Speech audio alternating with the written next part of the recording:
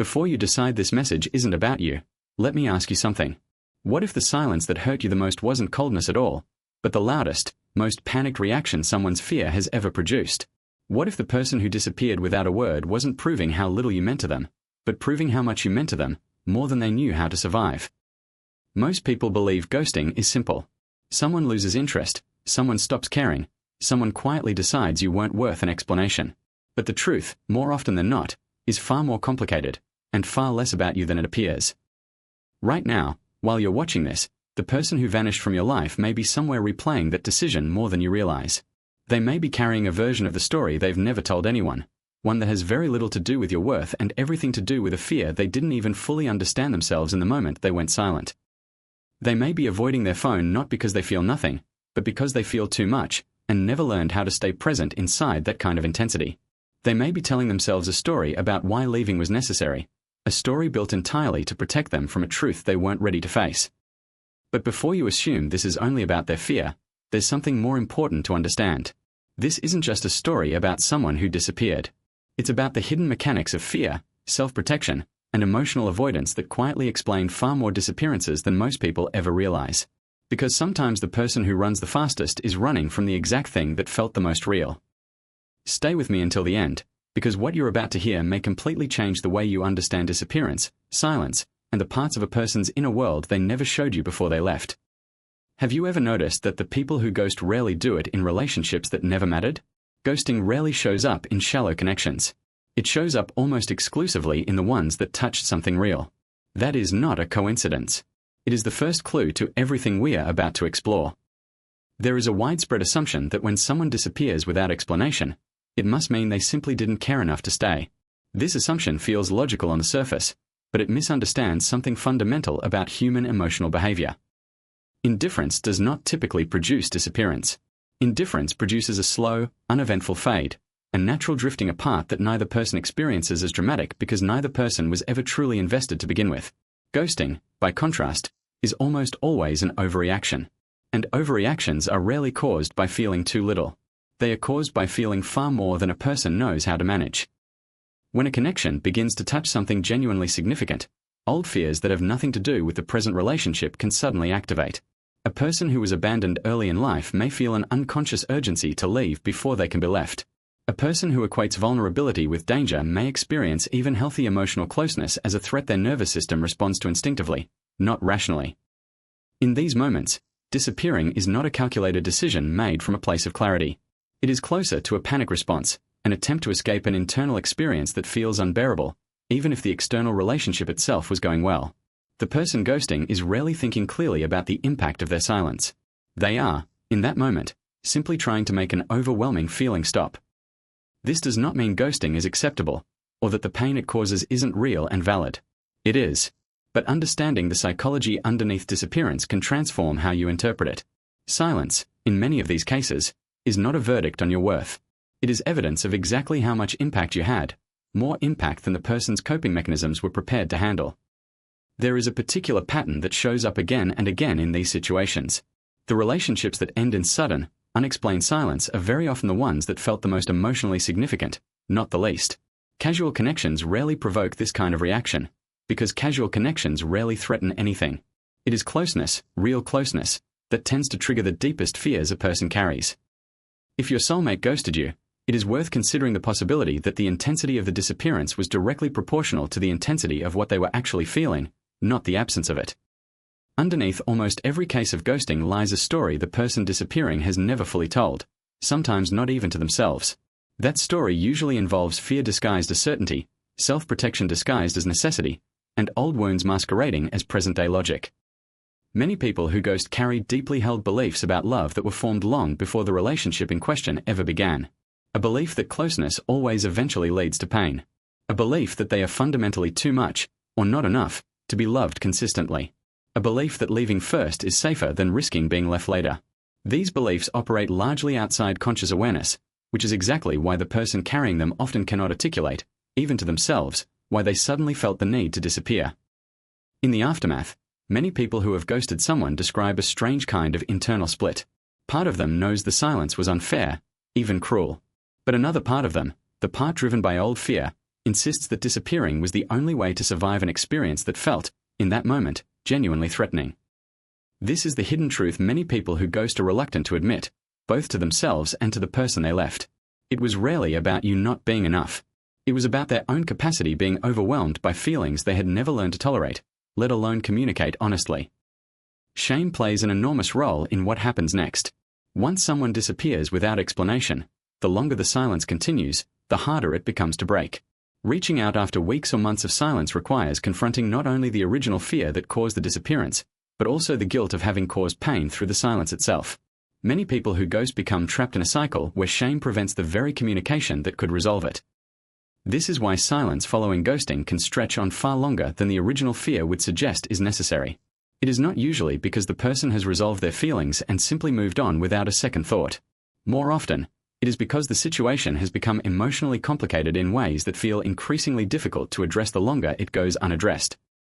Understanding this does not obligate you to wait, to forgive, or to reopen a door that no longer serves you.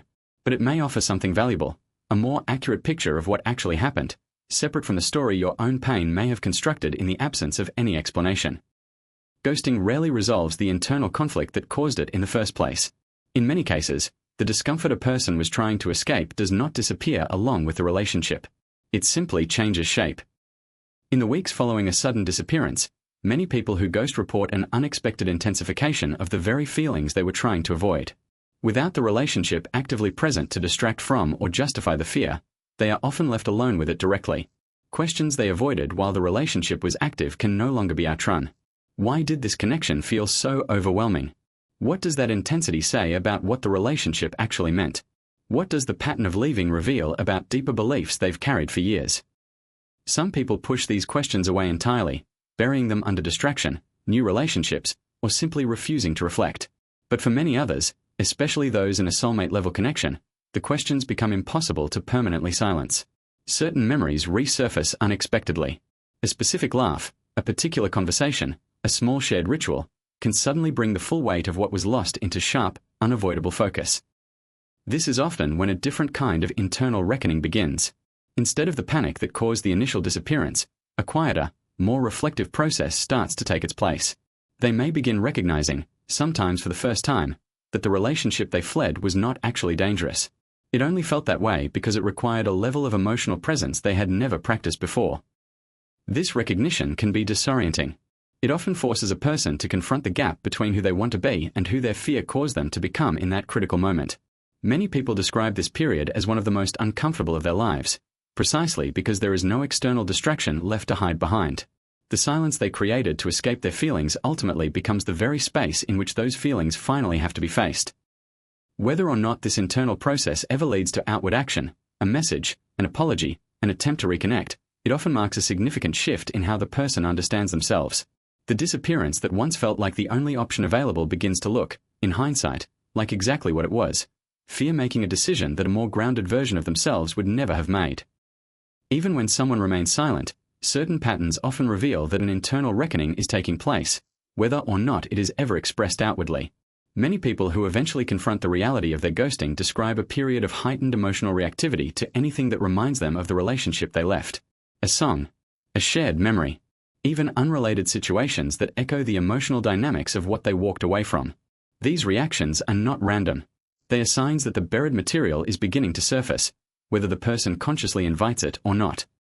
Some begin engaging more seriously with their own patterns, entering therapy, reading about attachment styles, examining family history for the origins of behaviors they once considered simply who they are. This kind of active reflection often marks the beginning of genuine accountability, distinct from the passive guilt that can linger without ever producing real change. Others show subtler signs. They may become noticeably more communicative in new relationships, almost overcorrecting in an attempt to avoid repeating the same pattern. They may express, even indirectly, an increased awareness of how important honest communication is, sometimes referencing, without naming specifics, a past situation they regret handling poorly. It is worth being honest here. Not everyone who ghosts eventually reaches this level of reflection. Some people repeat the pattern indefinitely, never developing the self-awareness required to break the cycle. This is an important distinction to hold, because it protects you from waiting indefinitely for a reckoning that may never fully arrive, or that may arrive too late to matter to your own life. But for those who do move through genuine reflection, The shift tends to be unmistakable, not because they announce it dramatically, but because their behavior in every subsequent relationship begins to look noticeably different. Where they once disappeared under emotional pressure, they begin, slowly and imperfectly, to practice staying instead. If your soulmate is genuinely moving through this kind of internal reckoning, it is happening on a timeline you cannot control and likely cannot see clearly from the outside. Whether or not that process ever leads back toward you, it is worth remembering that your healing does not need to wait for their clarity in order to begin. There is an important distinction worth making clearly. Understanding why someone ghosted you is not the same as being obligated to wait for them, forgive them, or keep a door open indefinitely. Compassion for the fear underneath someone's disappearance can coexist with a firm recognition that their silence still caused real harm, and that you are under no obligation to organize your healing around the possibility of their eventual return. Understanding the psychology behind ghosting is valuable primarily because it protects you from internalizing a false story, the story that says their silence proves you are unworthy of an explanation, a conversation, or basic respect. That story was never true. But that does not mean you owe the relationship an indefinite wait to prove it. Many people, upon understanding the fear-driven nature of ghosting, swing toward a different trap, holding on to hope that if they simply wait long enough, the person will complete their inner work and return, ready for the depth they once ran from. Sometimes this happens. Often, it does not, or it happens on a timeline that no longer serves the life you are meant to be building in the meantime. The healthiest response to this understanding is not passive waiting. It is releasing the need for their explanation in order to move forward with your own healing. You do not need their apology to know your worth was never the issue. You do not need their clarity to begin building clarity of your own. This distinction matters because it protects your emotional energy from being spent entirely on a process happening somewhere outside your control. Their reckoning, if and when it happens, belongs to them. Your healing belongs to you, and it can begin immediately, regardless of what they ever choose to say or do. When someone we deeply cared about disappears without explanation, it is natural for the mind to fixate on unanswered questions. What did I do wrong? Will they come back?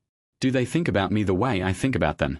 These questions can consume enormous amounts of emotional energy that would be far more valuable directed toward your own recovery.